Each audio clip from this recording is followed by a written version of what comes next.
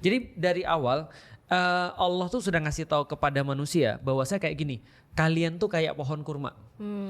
Kalian tuh kayak pohon kurma, kalian berusaha untuk jadi pohon yang benar-benar akarnya dalam, bisa nyerap apapun dari tanah. Kalian punya batang yang kokoh untuk bisa menumbuhkan daun-daun supaya bisa berfotosintesis dari matahari. Lalu kalian melakukan itu semua untuk berbuah, dan bukan kalian yang nikmati buah itu, tapi untuk orang yang lain. Tapi bukannya ada dalilnya untuk mencari nafkah sebanyak mungkin ya gitu? Nah, mencari nafkah sebanyak mungkin adalah bagian daripada perantara. Jadi bagian daripada proses, bukan tujuan. Tujuannya mencari banyak-banyak itu untuk apa? Wa mimma rozaqnahum yunfikun, kata Allah. Agar menjadi rezeki bagi orang yang lain. Ya. Jadi sebagian daripada harta kita itu miliknya orang-orang yang lain. Kerja gitu ya. Betul, artinya di dalam Islam tuh sederhana banget. Di awal-awal ketika kita berbisnis, kita tuh mau nolong orang. Kita tuh mau nolong orang untuk sebagai manusia. Tapi untuk kepada Allah, ini bagian kesyukuran kita.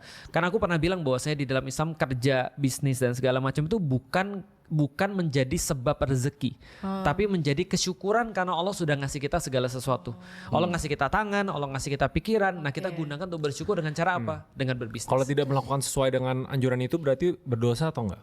Kalau tidak, kalau dari awal sudah salah niatnya, misalnya contoh ya, dia bisnis untuk kaya tok misalnya, atau kaya untuk misalnya kaya aja, atau misalnya kaya untuk kepentingan dirinya, ya berarti dia mungkin nggak dosa selama dia tidak melakukan perkara-perkara dosa, tapi dia juga nggak dapat pahala. Apa? Mubah. Berdosa tidak berpahala. Makruh. Tidak berdosa tidak berpahala. Tapi yang di Islam yang boleh punya bisnis tambang siapa? Nggak boleh kan? Tapi benar kan karena tidak boleh dimiliki perorangan kan? Terus siapa yang boleh? Rasul Harus berkata masyarakat, bahwasanya itu harus dinikmati oleh semua orang. Jadi masyarakat itu berserikat, artinya masyarakat itu saling berbagi dengan yang namanya bisnis-bisnis tambang atau bisnis-bisnis segala sesuatu yang ekstraktif tadi. Nah, karena itulah yang menguasai itu adalah siapapun. Dalam hal ini bisa jadi negara, tapi semua digunakan untuk kepentingan rakyat.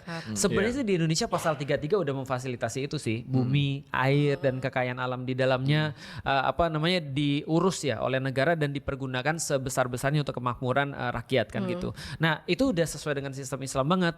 Tapi masalahnya adalah sekarang nggak gitu, karena sekarang tambang itu konsesi. Apa itu? Konsesi itu adalah sebuah hak yang diberikan kepada orang untuk mengelola itu. Izin lah, siapa punya izin dia bisa. Tambang itu nggak bisa habis ya? Tambang bisa habis. Suatu hari bakal Tambang habis. Iya. Udah habis nggak? Tapi nggak masih Hampir kalau di beberapa tempat. Tergantung lokasinya di mana. Kalau yang udah lokasi. lama, makanya kenapa itu mahal banget? Iya. Karena dibutuhkan semua orang, tapi terbatas.